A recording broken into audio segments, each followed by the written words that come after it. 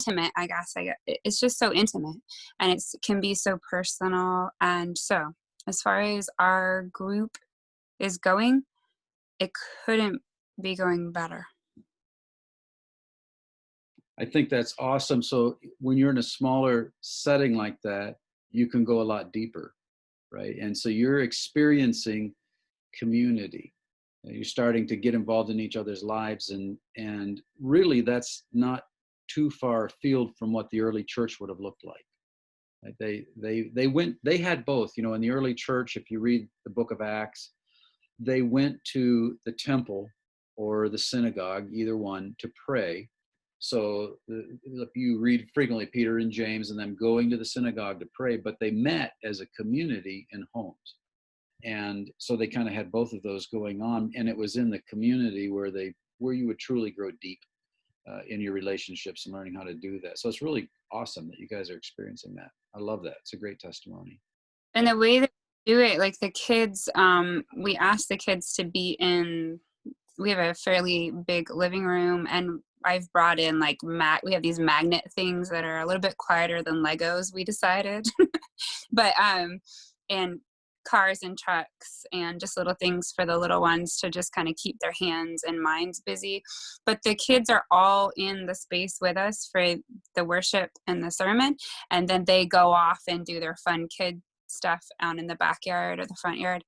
And we're just finding that it's bringing us so much joy to watch the kids, and the kids are in our space and they're listening to the sermon, where, you know, it's just, I don't know, it's just pretty awesome. Like all around, our kids are being influenced by each other, and even like in an awesome way too. So it's just great. That's probably true that the kids experience the same thing adults do in a big church. You know, you come in, I mean, it's good, but you come in, you leave, you can't really develop a relationship there. And the kids, same thing. They go to children's church and they are there for a little bit and they're gone, but here they really interact with each other. They're interacting with each, and so, yeah, they're having a more intimate relationship with each other. And, you know, it's good because you want your kids to be surrounded by, you know, friends and peers that are also understand the power of God and the place in their lives and stuff. So it's good to have that. So we've just been great.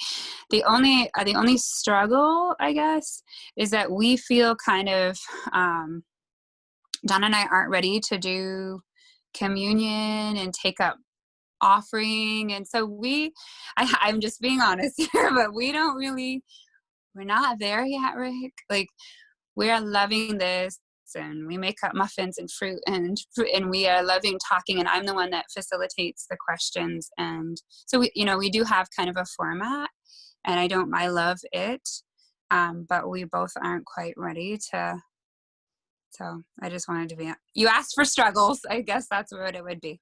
Well, that's cool. We're going to talk about communion tonight, so that's great. I'm glad you brought that up. Thank you. Anybody else? I'm sure there's others. Let's hear what's going on.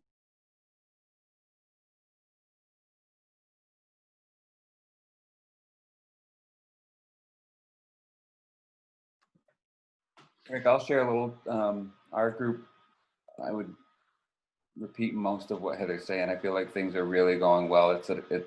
The favorite, or my favorite part of our interaction really is that conversational piece after the sermon, and even beforehand. We've transitioned a little bit away from a full meal toward just some snacks and stuff, and we're still struggling a little bit to try to figure out a way to coordinate the children. I don't know what the children age range is in your group, Heather, but ours are a little younger, I'm suspecting, maybe.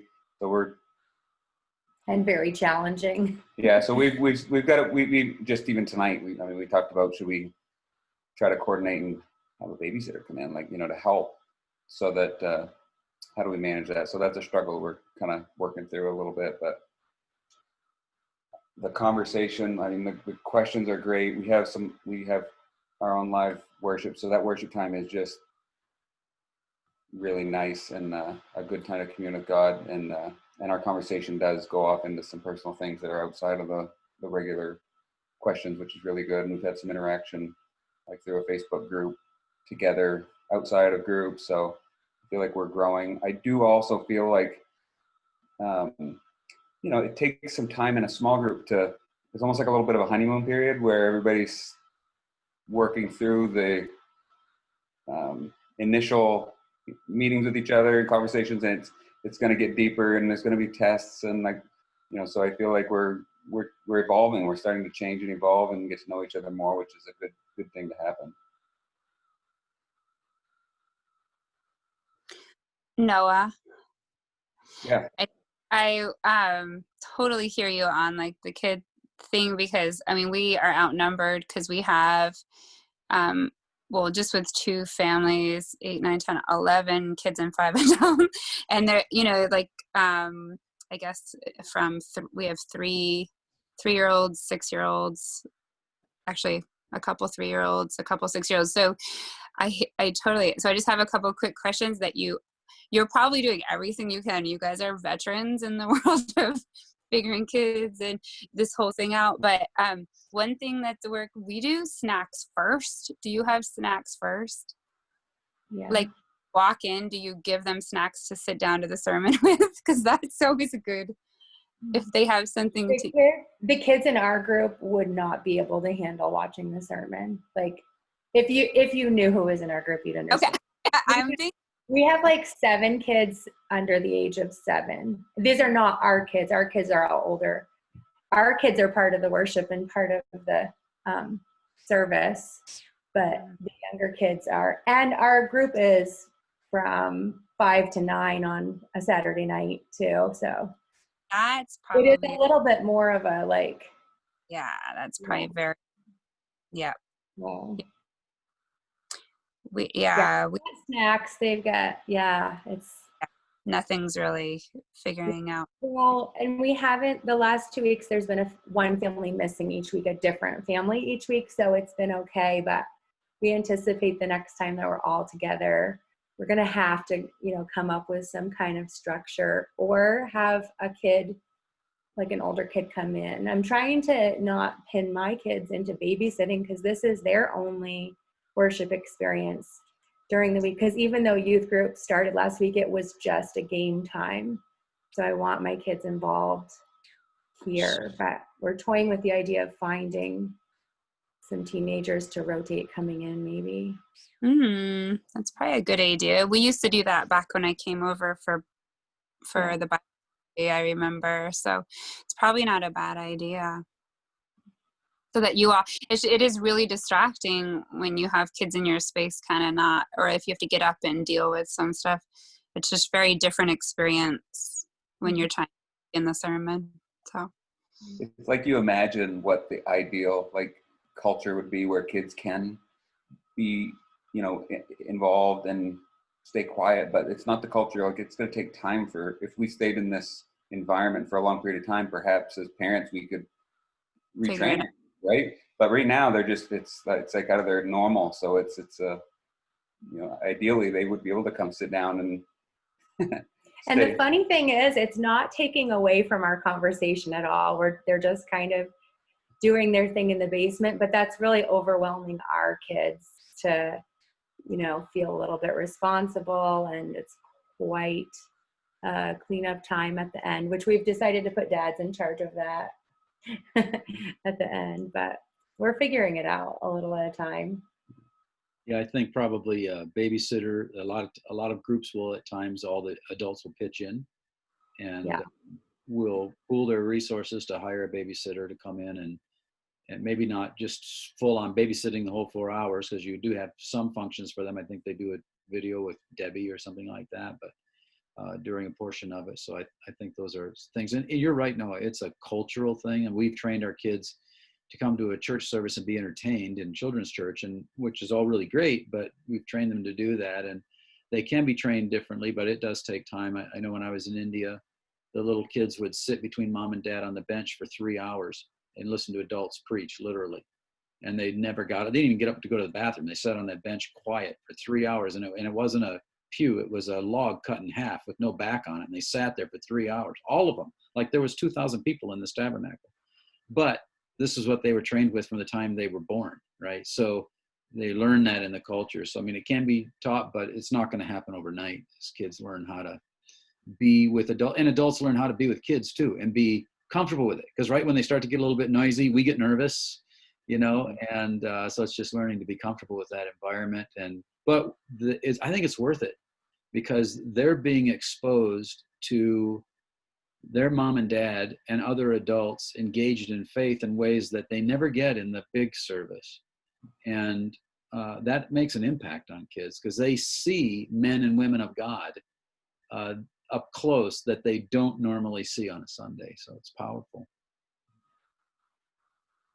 Yeah, and we had 5 youth age kids this weekend, and they talked about their struggles with, what they're missing. Not even just since they haven't had youth group, but what they miss even in our former youth group setting. And so one of the other moms is actually starting a little group with some of the youth group girls tomorrow, actually. So we've got some really cool pieces of fruit and discipleship coming out of it.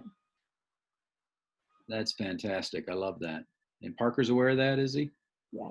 He'll be super encouraged by that. That's fantastic. I think, if I'm not mistaken, your other 3, Ernie and Victoria and Tom and Ann, you and Laura, you guys' groups don't have children. Is that correct? Correct. So tell me a little bit from your perspective. How are things going? Challenges, encouragements? What's happening in you guys' neck of the woods? Well, as far as Lori and I, has really taken off pretty well. I really have to concur with Heather. The intimacy has really developed to a place where we're comfortable talking about things that we probably normally wouldn't talk with just anybody. We're connecting real well. We have this week we had 2 youths with us. One was an 8th grader that we were able to pray with. Wanted to check with him to see what his challenges were as far as being a youth, and what Melissa was saying, just the idea of missing the bigger group was probably one of the biggest things for him. The connection, he missed the connection. So we get at least to pray with him in that aspect. We've been kind of, Lori and I, been kind of doing a little bit of searching to see who we thought would be some good leaders down the road. And it's really amazing, because what we're finding is we're doing things probably a little bit differently than some of you probably are. We're meeting in different homes. We're not staying in the same home every week. One week we may be here in Presque Isle, another week we may be in Mapleton. We may be in Caribou the following week. Next week, not this week, but next week, we're going to be in Ashland, Eagle Lake area. So what we're doing is wherever we do end up, those people are facilitating, because we know them personally and we know their capabilities, and we're just trying to develop that in them. So down the road, it's kind of like a multiplication thing. Yeah, we could do it all ourselves, but why? If we see potential in other people, why not let them just lead the group? And it's been working out real well. Yeah, that is awesome. That's very forward thinking, about developing others, giving them an opportunity. And I love that. That's just awesome. We've had one child involved. We met 3 times now, and they came twice.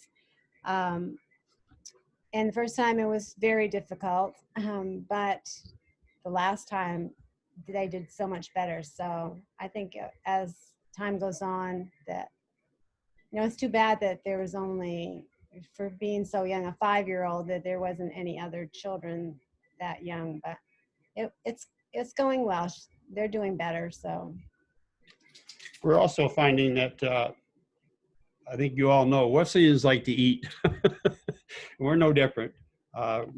We've been having a meal prior to the service time and the questions. By the time we get started, we start at 5 o'clock. By the time we get done, it could be 8:30, 8:45. So, we're spending time, not just short time eating, but Then we watch the service, then we get into the questions. Sometimes those can get really deep when you take yourself out of your own self and you try to see things through other people's eyes. Boy, what difference that makes in people's perspectives. So we really try to dig in. That's so good. Thank you, guys. All right, how about on my right end of the screen, I got Victoria Nyasgutz. How's it going to your guys' neck of the woods? I almost feel guilty because we know the people in our group and have gone to church with them. And we end up, I guess a polite way to say, we interrupt each other, remind ourselves of our own shortcomings. So from that perspective, we have built-in accountability partners, and we tend to stray, but Professor Osgood here keeps us on task. But I think it's different when you have adults and no kids. The tasks that you come up with, nobody's going to let you forget them.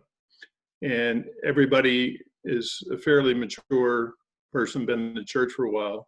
So they're not afraid to say, well, hey, Tom, you dummy, you remember when you did this? Well, was that really Christ-like? Or, so knowing each other is good, but I feel guilty because we know everybody. If we didn't know everybody, I think it would be a different dynamic. But I'm going to let Ann talk now since she's the professor. So. Well, I like the fact that we know each other because since this is our first real church at home, that's kind of given me that comfort zone that I would have missed.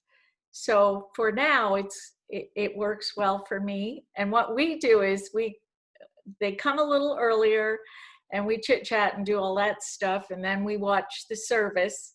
And then we eat snacks and things at the kitchen table and talk about the questions, which sometimes gets off into something else. But we always go back. Like we have this guide. So we always go back to that. And I found that really good. I think everybody likes that. They don't want to study kind of situation. They want to know what we feel about things, and they tell us how they feel about things, and it doesn't matter that we don't agree. We just move on to the next thing. Does anybody else, we stop during the sermon and ask each other questions because, somebody will raise their hand or somebody will speak and say, well, how can agape love mean 7 different things, but you almost feel guilty for stopping. I just wondered if other people watch it right straight through without interruption, or if they stop and ask questions in between, because we're doing that, but I just want to make sure that's okay. I'll speak as a pastor. We are fine with you stopping. Just don't fast forward it, okay? Yeah. Well, the struggle is we end up going 3 hours because, we get into discussions and we want to finish them, but I don't know it's just fun. Yeah, you know what? And that's we take an hour and 20 minutes to go through it, Yeah, and look, the goal is not to necessarily get through the material. The goal is to build community, and that's what you're doing. You're building community. And as far as knowing everybody, we assumed that most of the groups, there's 9 groups in all right now that are actively participating. We assumed that most of the groups would indeed have people in their social bubble, because with COVID-19, people are a little selective as to who they have in their home right now.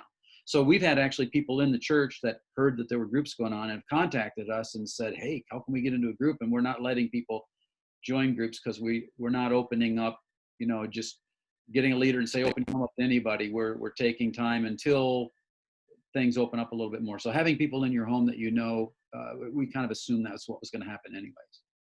Well, we have a daycare provider, so she wants to be safe, obviously, and then another one that takes care of a mom. So that too was part of it, because this way we can be comfy without masks and kind of basically let our hair down, that type of thing.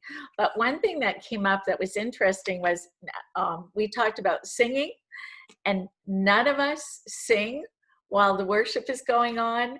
And that was the one comment that was made, is when we are able to go back to the church they would like to be able to do that again because they will not do it. They won't even do it when they're home alone. They said, we miss that. I know some can sing, some maybe not. And so I get that, but I thought that was interesting. And one of them had said to us this past week that he liked the fact that we had a sermon to kind of be the overall thought, topic, whatever, but we weren't locked into it. Because we started out, I don't know about the rest of you, but all of us had the same question, which was, how do you wear armor if you're not all set with the Lord? How do you do that? So that was a pretty good discussion too, unless you're just faking it or something. I don't know. Anyway, it was good. So we digressed from there, but I like it. I miss people. So this has been something really exciting for me to look forward to, where everybody in the group works out of the home. I look forward to them. So, I like it. I work all day. I just wish Ernie could be here, you know.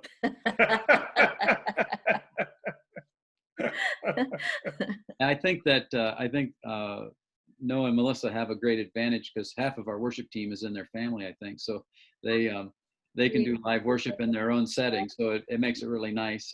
I know for me, when I'm at home watching it online, watching the worship, I don't sing. I just feel like I'm watching a TV show. So for me, well, you know. There was a comment made, if the names of those that were leading the worship could be put out there, we'd at least get to know some people, maybe, by putting names with people. But I don't want to add one more thing to the list, but that did come up. It would be nice to know who everybody is. So, yeah. Thank you. That's great. I love hearing your stories, and I'm so happy that your reports are really great. Victoria, tell me what's happening in your neck. Well, ours is pretty relaxed. There's like 4 or 5 of us that get together. It's great. We watch a sermon and then we eat and then we talk, usually after we eat, so we can kind of talk about our own stuff during the food, and then have like a real specific time to like talk about the questions in the sermon, which is pretty good. We really like it so far. It kind of reminds me a little bit of like, it's kind of how we ran the young adults ministry while we were still doing it the past couple of years. And so it's been great because it's like really familiar for me to like lead a discussion like this, because I've done it for a little bit. But it's like really getting to know like a very few amount of people, which feels really, really good. It's like more people are able to like talk and like express how they feel without 12 other people jumping in and interrupting and stuff. So we're really liking it. It's really relaxed, really small. Yeah. Yeah, that's great. Thank you. I pinch myself that we have leaders like you who are doing this and stepping up to the plate. You know, this is so great of you guys to do this. And let me just ask you too, I think it'll be good to pray for each other. You know, I want each of your groups to succeed. And I know that you want your group to succeed, but I know you also want the other groups to succeed, because we're all in this together and we're all really one big family, even though you're in separate groups. So it would be really great to know how we could pray for you or for your group. And so I've got a little notepad here. I'm going to take down some prayer requests, and maybe you'll do the same on your end. But could we just share, if you have any prayer requests for your group that you would like the other groups, or at least group leaders, to pray for? Can you share that with us?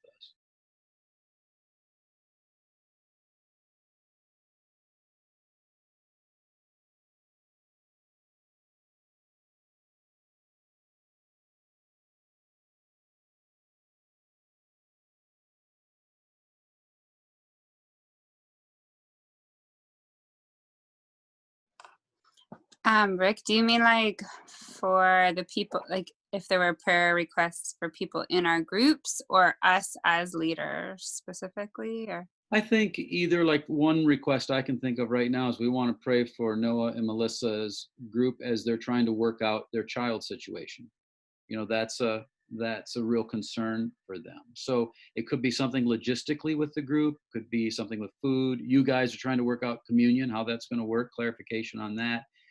It could be that, a group might have, you don't have to say who, but let's say a group had someone that was kind of taking over and making it hard for others to participate, and they're wanting to know, how do I handle this? So it could be that. It could be, hey, there's somebody in our group that they haven't crossed the line of faith, but they're this close. We just want to pray that God will move on their heart to accept Jesus. I mean, it could be anything, So just, if you've got a request that relates to your group, yourselves, or somebody in your group that's related to the group, let us know so we can pray about that. I'd say for us it's consistency, because it just seems like summers, even though we're quarantining, it's way less busy than it would have been. We still are finding that, we're leaving this weekend for a week, and 2 other families have not been able to attend because they're also away. And it'd be nice if the whole group could figure out how to be a little more consistent, I guess. Or we'll get there, I'm sure of it. And we've all got kind of understanding that it's a stress-free sort of situation. So, and summer has those weekends where you're up to the lake. But eventually I'd like to have the group really be able to settle in. You're in trouble, Rick. Ann's writing in shorthand. No. One of the ladies in my group has already started the outreach part. And we don't know the family. She just tells us the needs of the family. So I guess my thought would be that maybe through this, there'd be a connection that eventually we could meet this person and her family. I guess that's kind of selfish in a way, but it would be nice to be able to do something face-to-face one day, I guess. Maybe that won't happen. Maybe that's what we're supposed to be doing. Maybe it's not going to happen that way. But for me, I would love to meet this family someday. I am thrilled that you guys are doing an outreach already. That's great. And that's the goal, that we would build bridges of relationship that would lead to the opportunity to share the gospel. And if this person doesn't know the Lord, I don't know if they do or not, but if they don't, that would be the ultimate, that they would give their life to Jesus. So that's great. Yeah, definitely make that a prayer request. Yeah. Pastor Rick, one of the things that just happens to come to my mind, we challenged a group there this past week on what we could do for an outreach here in the community. Having said that, I just pray that everybody's going to be on the same page. They'll be totally engaged with whatever's decided. I brought something to their attention, and I was very passionate about it because it's been laid on my heart now for 2 weeks, and I've really had a burden for a certain group of people here within the community. When I mentioned it to the group, they were all seemed pretty excited about it. It's just how we're going to develop all that, how that's going to come to fruition. So if you could pray about that, that would be great. Okay, I'm still writing. Hold on just a minute.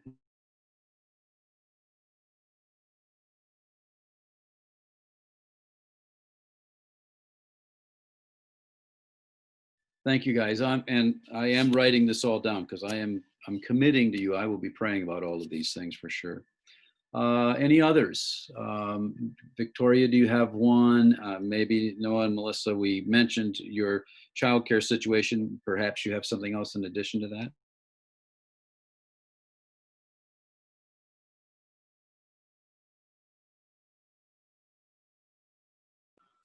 Yeah, definitely what you brought up, Rick, would be what we were kind of talking about with this on mute to bring up, but just looking at this group of people in the conversation of what's been shared about the diversity of the group members, like, I guess I'm thinking, I hope that we can find ways to minister to each one of those groups of people that were brought up. Like, there's such a range of young people and young adults and, the whole range of people. So I guess that's just on my heart right now, thinking about how do we minister and connect and serve and function well with all those groups. center it around Christ. So just this group on the screen, I mean, covers quite a segment of our Aroostook County. I mean, as a reflection, I guess.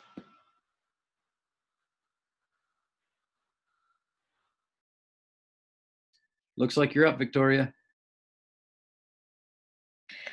We don't really have any prayer requests as far as leadership goes. We are having a little bit of a struggle because we just have somebody who comes to group who I think just comes out of like the habit of it. They don't really seem like they want to be here, and they're really not participating well in discussions, / making some pretty like sarcastic comments during discussions and kind of like undermining other people in the group as they talk. So that's been a little bit hard. So I was thinking maybe having to have a discussion with that person. So I wouldn't mind some prayers for my conflict management skills. So yeah.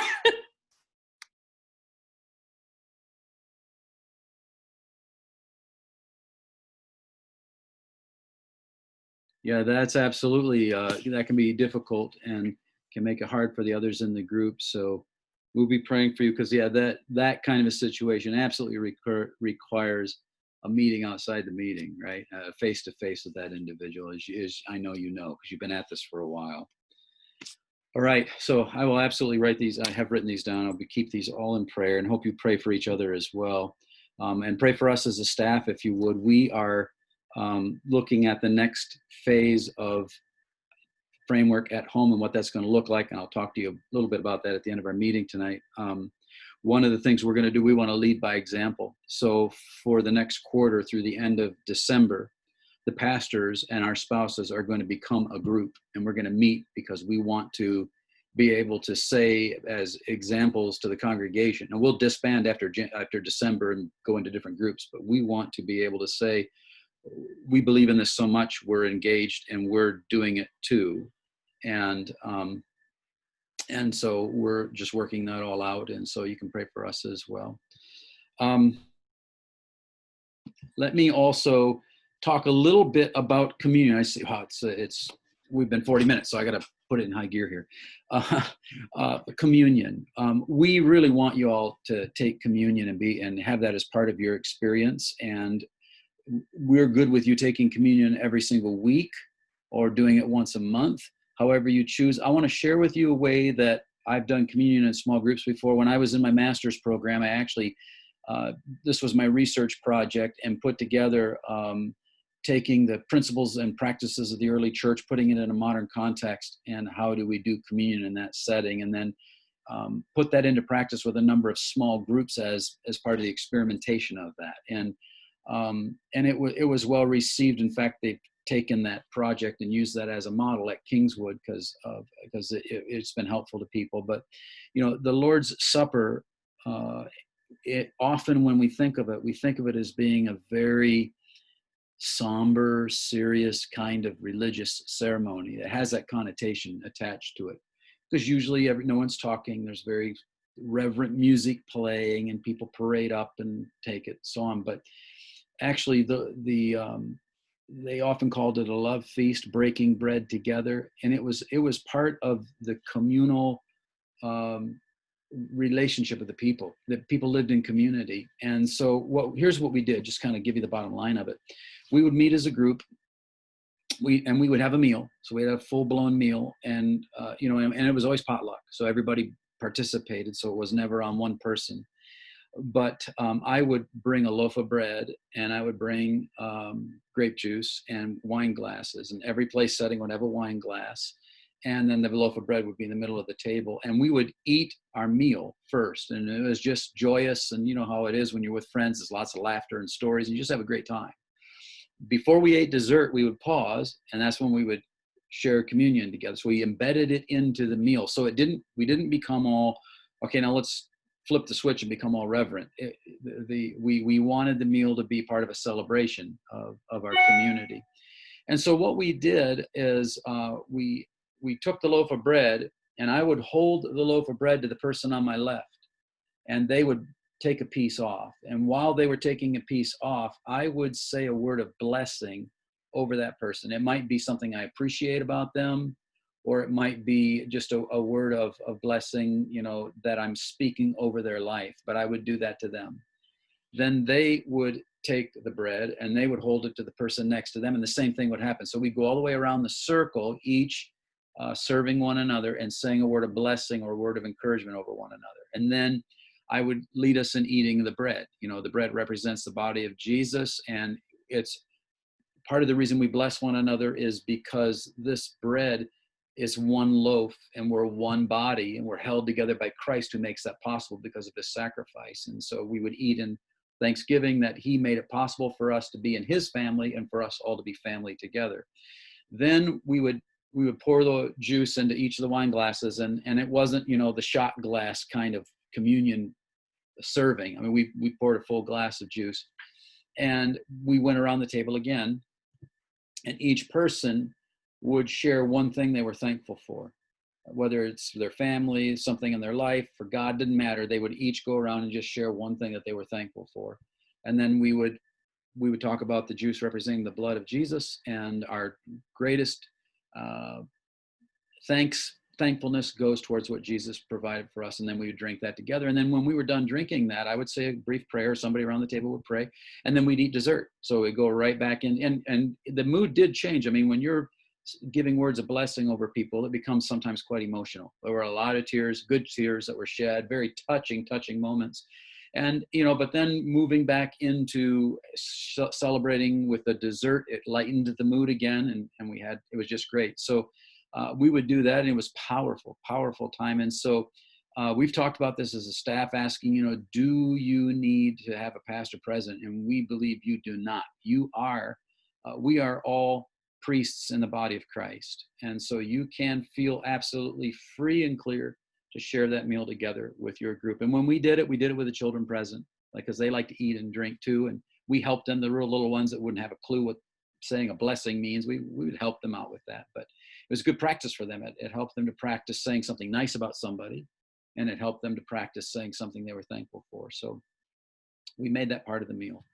You could do that too if you're just having snacks, not having necessarily a full meal, but we want to encourage you to do that. So I don't know, are there any questions you would have about that or concerns? Feel free to ask that. Or if you want to private message me or talk to me about that outside of the meeting, that's cool as well. But we want to encourage you to do that, really. One of the things that I want to also have you do is report your statistics. We need to keep on top of that. And I don't want to chase you guys down to get those. And it will be helpful. We've designed, I'm going to share my screen here with you. We have designed, and let me find it here. You can all see this is a planning center. And if you go on our planning center, up here in the upper left-hand corner, you can see where it says people. And if you click on that, there's a place here that says groups. And you can click on groups. And you have all of these groups that are going on. So let's take the Karens, for example. This is at home, it says Karen. So we click on their group.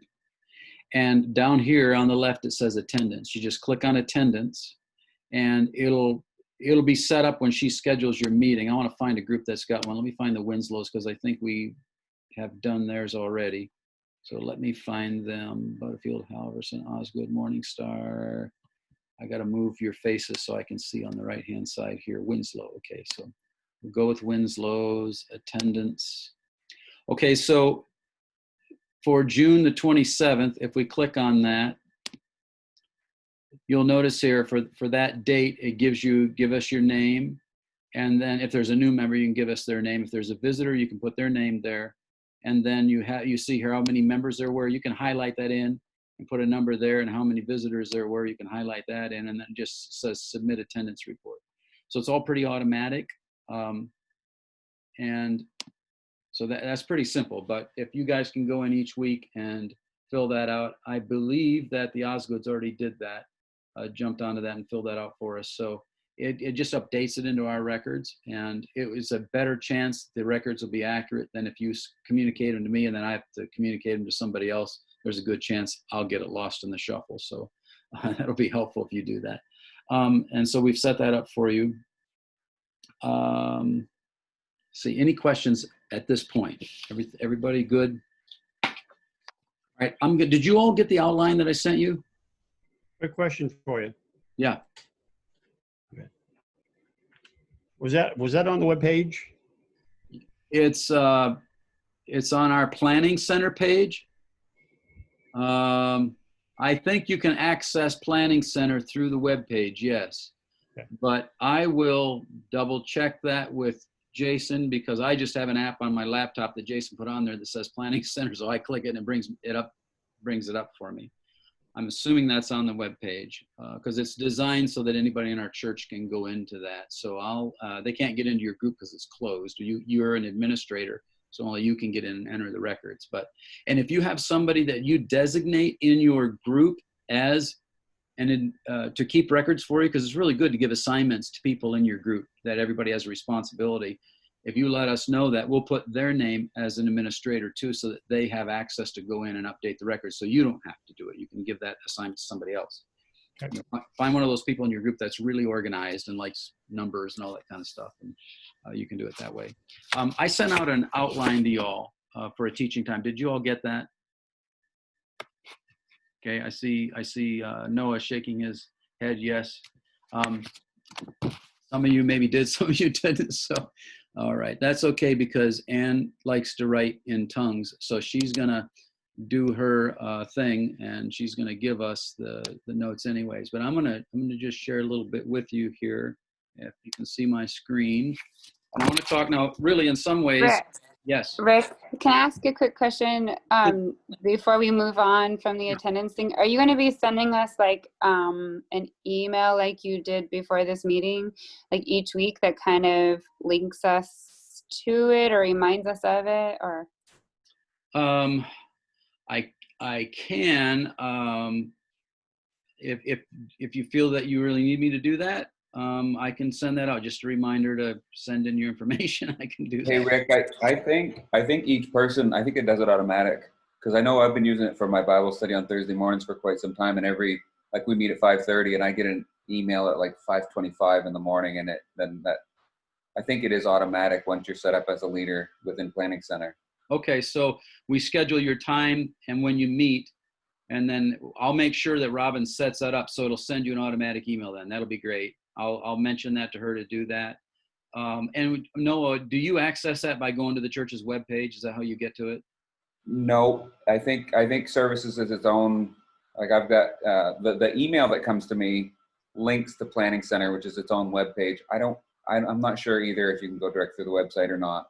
Okay, so as long as you get the email, when you click on that link, you're in. You don't need to worry about it. Yes, yeah. Okay, I'm gonna write that down and make sure Robin sets that up for you guys. And that makes it more convenient for you too. That'll be great.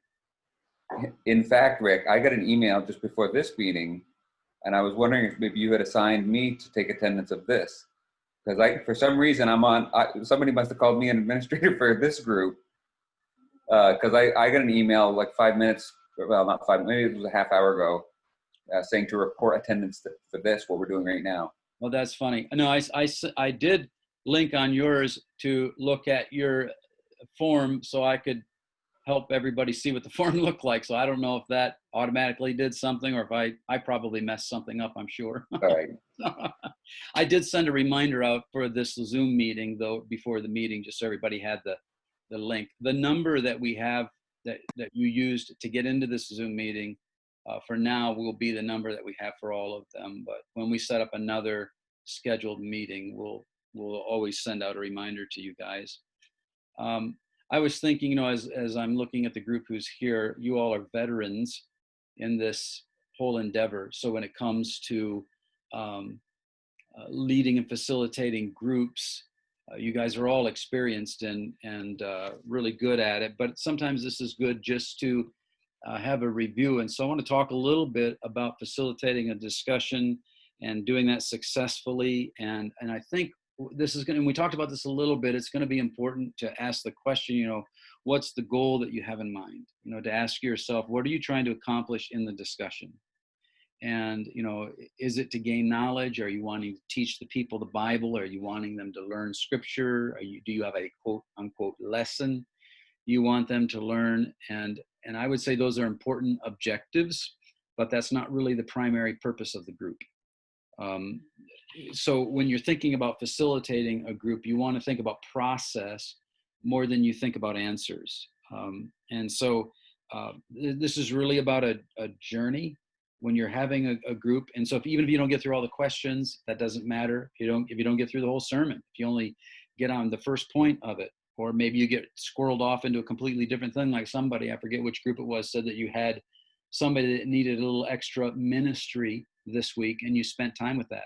That's fantastic. That's great. So it's about community and developing that. And so, you know, the people have heard the sermon, so they've already heard the teaching of the word.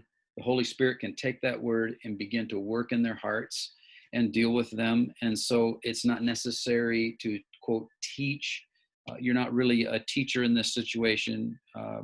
You're leading them in a discussion. And so it's really about developing community. And that's the goal in mind. And so with that in mind, I was thinking about what can we do as facilitators to help develop community in our group and to deepen the community. You guys are well on your way. It just sounds like some wonderful things are happening. So what can develop that? And the first thing I want to think about is, what is your role as a facilitator? And that role is you are like an air traffic controller. It is really your job to direct traffic. You've got to pay attention to who's really talking, who's not participating, how to help people land the plane. We're going too long, maybe. How to help people take off who are not participating. You're directing traffic in that way. And that's why for you as the facilitator, it's important that you assume a neutral posture. You certainly have an opinion on the things that are being talked about, but it's not your goal to teach. Actually, that's the role of the pastor, whoever's preaching, and that's their role, is to be the teacher. Your role is to foster community through conversation. And so you always want to be thinking that community, community, community. That's why you eat a meal together. That's why doing communion together will be really important. Ministry, it's all about community. And the things that you're sharing with me in your testimonies are demonstrating that that's what's happening. You know, as I'm listening to your stories about what's going on, it is so exciting to be in a group like this, because you're experiencing something that big church can't provide, and that's community. See, there are different venues that a congregation has when they meet. There's what's called public space, and that's a gathering of 100 or more people. You know, and for us, that could be back when life was the way it used to be, that would be a gathering of 200 to 300 people on a Saturday night or a Sunday morning. There's things that happen in that space that can't happen in other spaces. And the primary thing is the proclamation of the gospel and inspiration and group worship in a large scale. That there's something about getting together with hundreds of people and lifting up the name of Jesus that inspires us that doesn't happen in a small group. But another space is private space, and that's a group of 10 to 20 people. And that space develops community, and that's what it does that the big group can't do. So that's your job, to help foster that as you're going through this. And so part of the process of that is developing a safe space. And that's one of the ways that you develop community. And I think there's some key ingredients to helping people feel like where they are is a safe space. Certainly, I think we would all agree that there's got to be confidentiality. I'm not even going to make that one of my points, because that's just a given. And I think that the fact that you might say to your people, hey, what's said in this room stays in this room.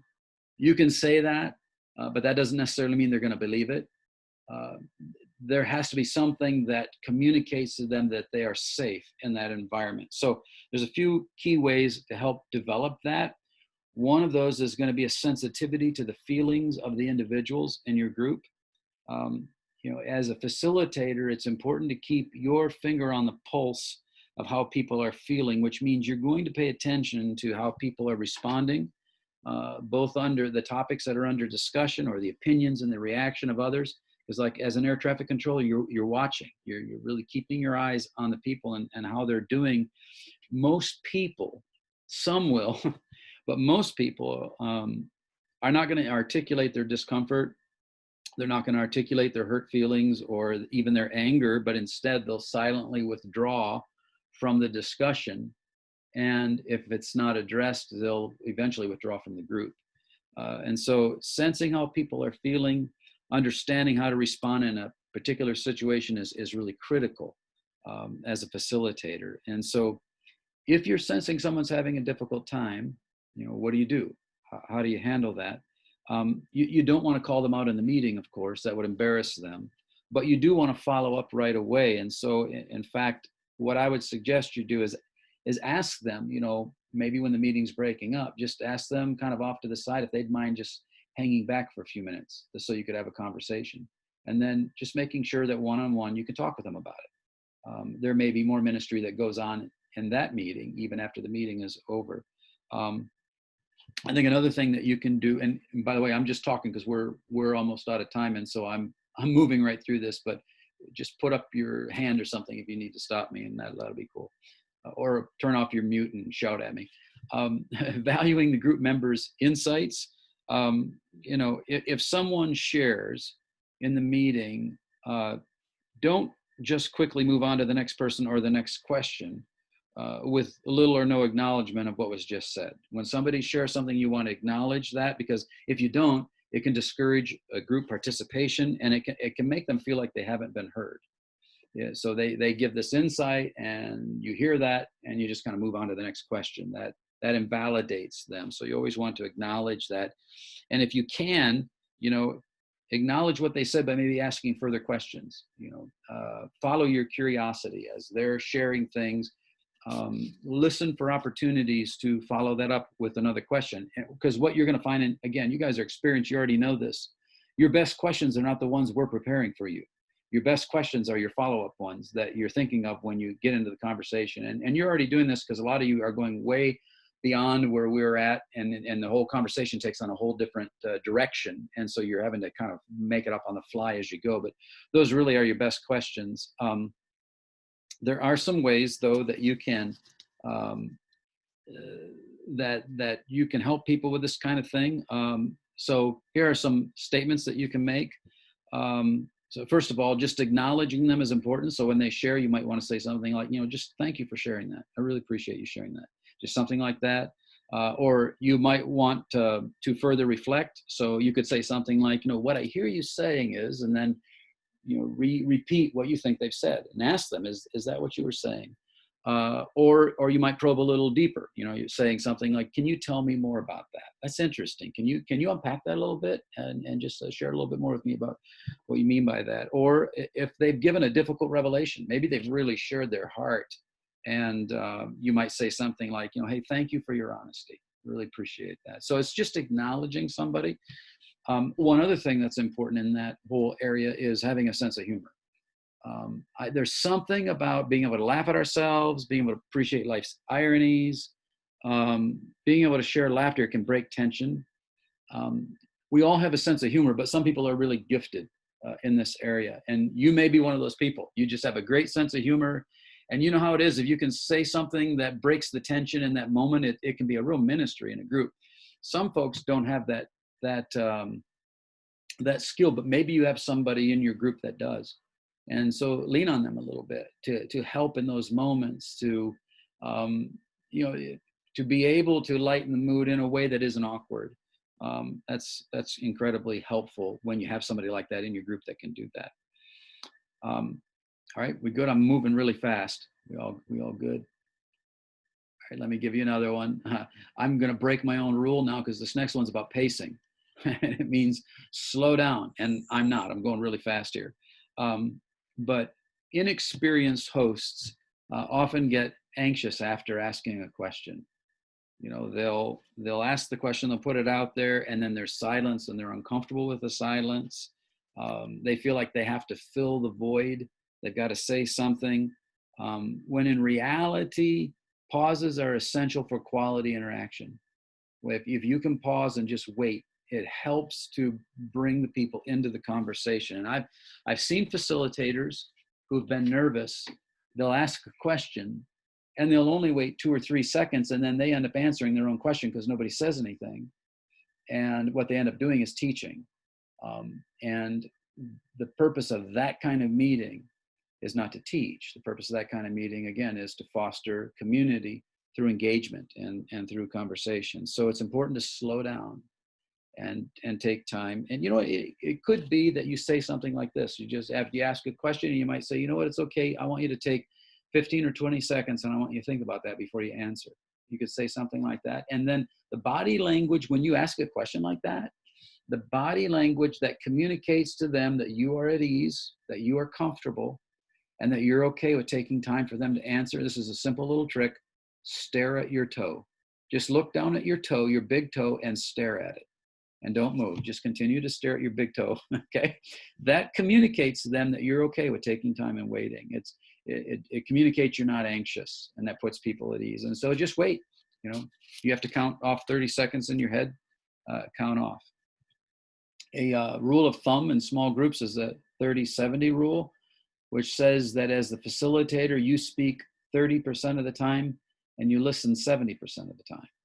So that means you're doing a lot more asking than you are telling, and you're just listening to the folks. So relax, take a deep breath, and give people time to think, time to react. All right, which brings us to the next one I think that's important, and that's active listening, learning how to engage in that. And there's some key components of that. One of those is body language. So your body, now people are looking at you, you're the leader, you're the facilitator. Whoever the facilitator is, you're the one people are looking at. And so, and Ernie, we're recording this, and I know that everybody in your group takes turns facilitating. So if you want, we can get your other participants to listen to this lesson if you think it will be helpful to them, because this is all being recorded. So Be great. okay, so body language, whoever's facilitating, everyone's gonna be looking to them. And so you want to face people squarely when you're talking. You wanna look them in the eye. You wanna nod when people are speaking to acknowledge them. You wanna keep an open posture, so you don't wanna slouch and you don't wanna cross your arms. For me, I like crossing my arms. It's comfortable when I cross my arms. And when I do it, I'm not saying I'm not listening to you, but other people can perceive it that way. So our body language is really important in how we're doing that. Another technique is what's called mirroring. And mirroring is when we repeat back to the person what they said verbatim. We say it exactly the way they say it. What I just heard you say is, and we say exactly what they just said. And the key to what that says to them is you're listening and what they're saying is valuable. So it helps them to feel at ease. It also helps to understand if you're hearing them correctly. The key to that is you have to say it with a neutral tone. When you repeat back their words, you can't say it sarcastically or with any kind of attitude in your voice. It has to be absolutely neutral when it comes back to them. Another one, and again, always feel free to jump in if I'm going too fast. Another one is paraphrasing, which is similar to mirroring, except that it's not the exact words, it's your own words. You're just reinterpreting what you think they said. And so you might say something like, it sounds like you're saying, and then you paraphrase it in your own words, and then you follow that up with something like, is that what you mean? Is that what you were saying? That just helps to gain understanding. Again, it's a great way for them to feel like they're truly being heard. Another one is validating, especially when it comes to someone sharing something emotional. This is where you acknowledge the emotional process without trying to fix or solve it. You're going to have people in your group, especially as you get more comfortable with one another, that may share something that's very emotional to them. And the temptation is going to want to be to try to say something that might fix it. And, because especially as men, we just feel like we have to do that. But validating means that we don't do that. We put that on hold just now. Let me give you an example of this. I read this out of a book recently. I thought it was a good example. Two women were in New York City at lunch together. And it was a business lunch. And the one woman kept looking at her watch, and she was just fidgety and she wasn't paying attention. And her friend asked her what was wrong. And the woman responded back to her, and she just said, well, my daughter, when she got out of school, was supposed to call me. It's been an hour yet, and I haven't heard from her, and I'm just nervous about that. And her friend responded back to her and said something like, oh, I'm sure she's going to be fine. You know, sometimes kids get caught up. I don't think you have anything to worry about at this point. You know, that's not validating her. That's trying to fix the situation. Instead, at that moment, when somebody's sharing an honest emotion about how they're feeling, an appropriate response might be something like, you know what, I can hear the concern in your voice, and I totally get that you're distracted.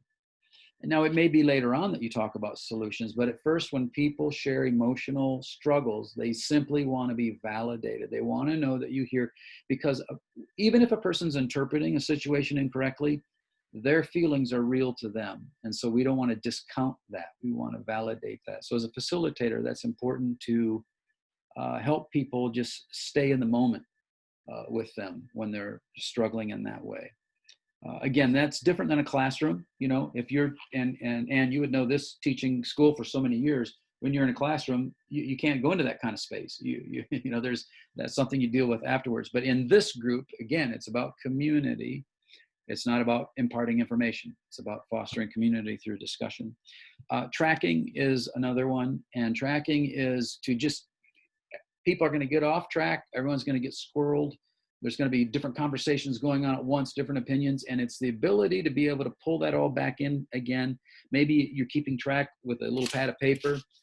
I've been writing all kinds of stuff down as we're talking because I'm trying to keep track of what people are saying. And so it's doing that, just jotting. So then to reiterate and just bring that back to be able to summarize where things are. Okay, here's what's been said at this point. Again, that lets people know that you're listening, you're paying attention. So what they're saying is important to you.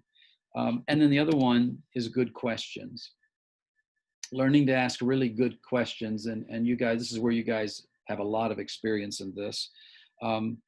But it's important for active listening. And again, the best questions are not the ones that we prepare for you. The best questions are going to be the ones that you come up with in those meetings as you relate them to what they've said and you're following up with your curiosity. You always want to follow with your curiosity when you're talking to people. So these are basic things, but you know, good questions are open-ended. So we don't want yes or no questions.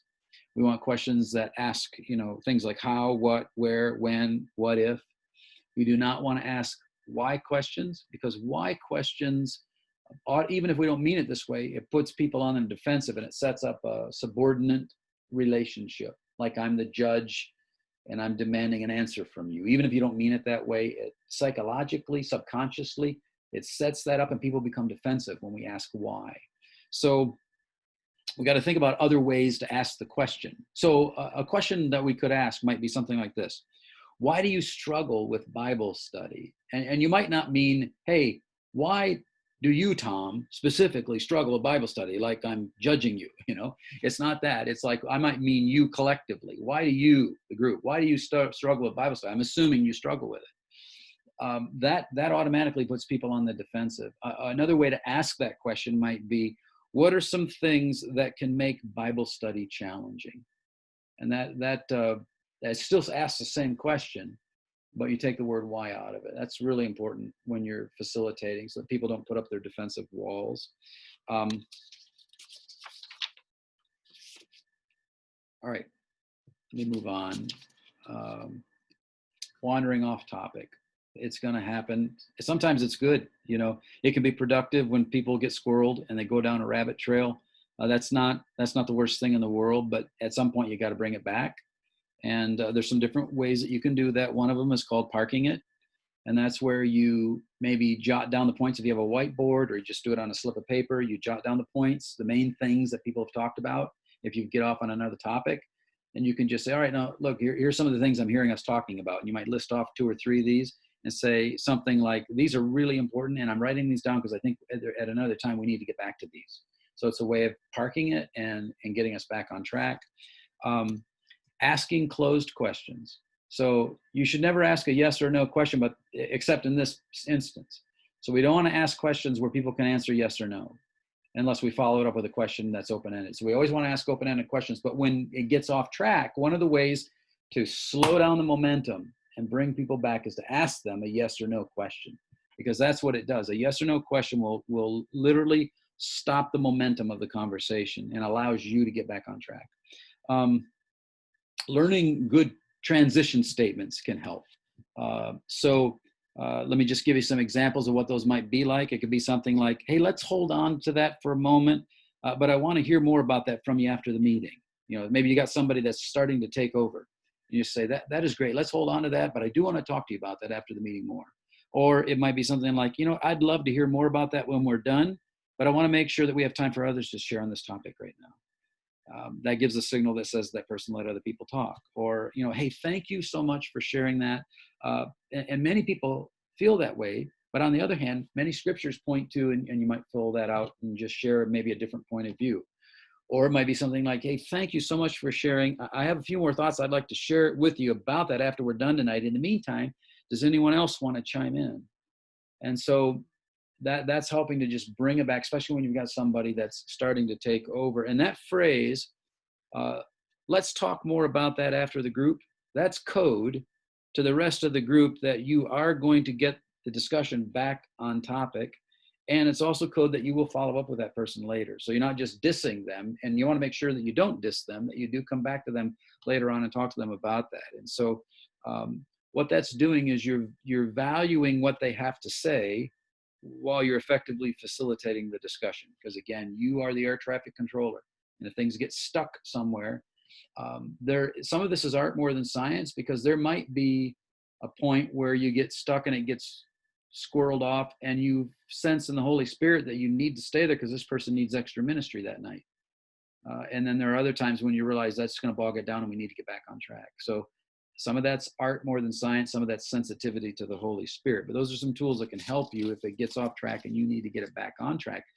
The important thing in all of this really, though, is to be gentle. We have to have a sense of gentleness, because you don't want people who derail the conversation to think that they did something wrong, because they didn't. You know, people are hungry for engagement, and we have different personalities. Someone, you know, maybe we disagree with one another. I mean, all kinds of reasons can happen. It doesn't mean that this person is disruptive or that they're a problem. So we want to be gentle with people when we help to bring things back on track. And always, and Victoria's not here now, but in that situation she talked about with somebody that's being disruptive to the group, you know, a conversation outside the meeting is super important. To sit down with them and talk to them about that. And that can be a growth point. It's not a correction thing that says, hey, you're being belligerent, you need to stop. You know, it can be an opportunity to do ministry, because if somebody's being disruptive to the group, there's a reason for that. And so you can explore that with them and maybe help them through a growth point that they're struggling with themselves. Often I find that people that are disruptive in a group are starving for community, and they don't know how to be a part of one, and they long for it. You know, they're not coming in to make problems. They're coming in because they're so hurting or they're so hungry, but they don't know how to move into that space. And so a conversation with them afterward can really help them with that. So, I mean, facilitating your group can be messy. You know, and that's why when you approach it, it's more like a dance than it is a march. You know, we're not marching through it. We're going back and forth with people in the process. People are unpredictable, but they need a safe space where they can make mistakes and where they can learn. And as your group learns to have healthy conversation, your community will form and it will grow. And even though it's messy, that'll be a prize that you'll value for a lifetime. You're going to make friends, and I'm sure you're sensing this if it hasn't already happened. In this kind of a group, if you stick with it, you're going to make friends with people who will be your close, deep, deep friends for a lifetime. These are life connections, and it'll change your life, and it'll change theirs as well. So that's just a little bit of something about that. Any question? I mean, I just threw up on you verbally. I apologize, but I realized it was after 8 and I didn't want to take too much of your time. So this is recorded, so you can go back and listen to it if you even want to. But so if you don't lose any of that. But any questions at this point? I have just one more thing I want to share with you before I let you go tonight. All right. I know I've talked too much because my throat's getting scratchy, but we want to plant a seed with you.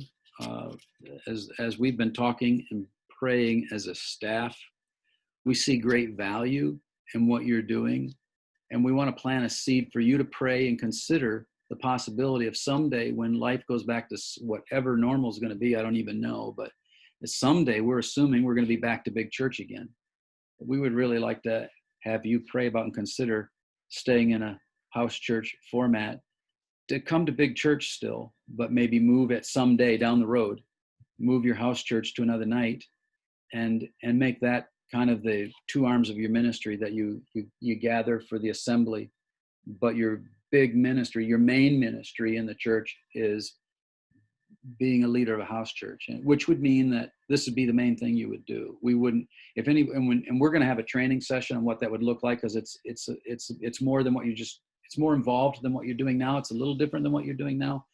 And we'll have conversations about that. But if it's something you think you might be interested in, if you did it, we wouldn't want you doing it really, unless you're so high capacity that you just really want to. I mean, we wouldn't say no to anybody, but we would feel like this would be a ministry that would probably fulfill the lion's share of the time that you would have to give to a ministry in a local church. But it's so important. We feel like this is the future of the church, having this opportunity. And last year we started spiritual formation groups, which are one-on-one or groups from 2 to 4 for accountability. We still have those groups going. We're going to still keep those going. As your group gets deeper and deeper, we're going to encourage you to think about maybe forming accountability partnerships within your group. And that would mean, because right now you have this great meeting, but you're mixed groups of men and women. So there's a lot of accountability things you can't do even in a group of 12 people. But there might be opportunity for men to get with men and women to get with women in the group, and hold and have some accountability questions, and learn how to have an accountability partner to really hold each other accountable about those personal things in your own spiritual journey. If you have an interest in that within your group, I've got material that I've made up last year for our spiritual formation groups, and we would encourage you to make that a part of your fellowship at home. It'll just help your people go even deeper in their walk with Jesus. So be praying about that. If you don't feel like that's for you, we'll honor that. But if you feel like in the future, and we're not ready to do this yet, we're a long ways from it, but when the time comes, I'm just planting the seed now. If it feels like something you might want to think about, we're going to provide training and more than just the small orientation I give you. It'll be some bona fide training that we're going to give to walk you through that. So, and effectively, you'll be really pastoring a group of people. It's going to be powerful, but pray about that. All right. I've talked myself out. Anything else you want to share?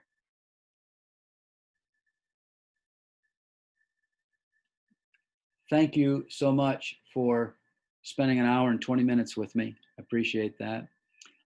We will have another meeting, I think probably in another month. And in fact, if you've got calendars with you right now, it would be really good for us to maybe put it on the calendar, because otherwise it won't happen. So this is the 1st of July. I can't believe it's July already. So we want to look sometime in the 1st of August, somewhere around there.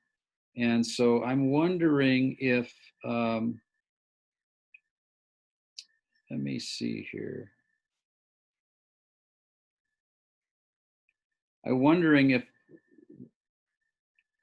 August 6th, that's a Thursday night, if August 6th would work for you guys. Let's start with that and just see. If that date would be okay with you, just kind of put your hand up. Is August 6th okay? See, one's good, that one's good. Heather, is that good for you, August 6th? Noah, not sure. It's our anniversary. Well, that's not important.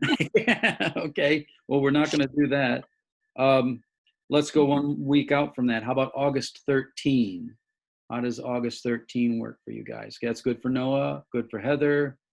Ernie, good for you. Tom, Ann, does August 13 work for you guys? Can't hear you, I'm sorry. Still can't hear you. We're going to be in Tennessee that week. Okay, that whole week then. All right, we're going to go one more out. Yeah. Well, Rick, if you need to do the 6th, I mean, we can maybe celebrate on a different night. It's probably hard to make a night for everybody. I don't want you to. I am not going to do that on your anniversary. Are you kidding? If I did that to my wife, she would not be happy with me. So that's not happening. Yeah. How about August 20? Let's look at that one. August 20. That takes us out about, nope. Okay. All right. Let's do one more. Let's try a Tuesday night. And how about Tuesday, August 4? It's good for Heather, good for Osgood's, good for Ernie. Would Tuesday, August 4 work for you, Ernie? Noah, is that going to be all right for you? That's another one. We have the Little League that night. Little League. All right. I'm gonna give one more shot. How about Wednesday, August 5? Good for Tom. Good for you guys. Is that good for you, Heather? Wednesday. Okay, August 5.